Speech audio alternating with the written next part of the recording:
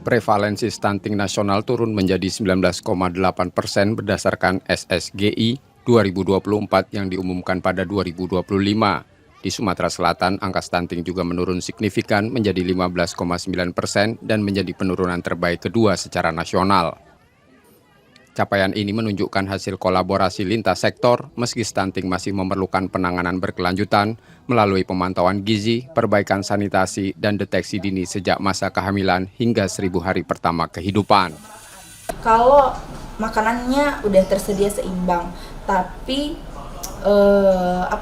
tidak cuci tangan dengan sabun gitu ya, atau kualitas airnya yang buruk, tentu makanan yang dimakan akan bertarung dengan infeksi, sehingga harusnya makanan ini fokus pada pertumbuhan, malah dia pecah fokus gitu ya, harus untuk melawan bakteri, kuman.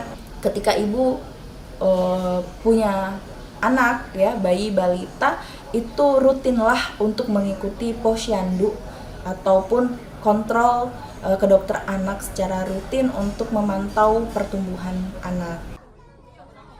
Pemerintah daerah bersama Dinas Kesehatan terus memperkuat upaya pencegahan termasuk melalui program makan bergizi gratis untuk menekan stunting dan menyiapkan generasi sehat menuju Indonesia Emas 2045. Muhammad Reza Pahlepi, Kompas TV, Palembang, Sumatera Selatan.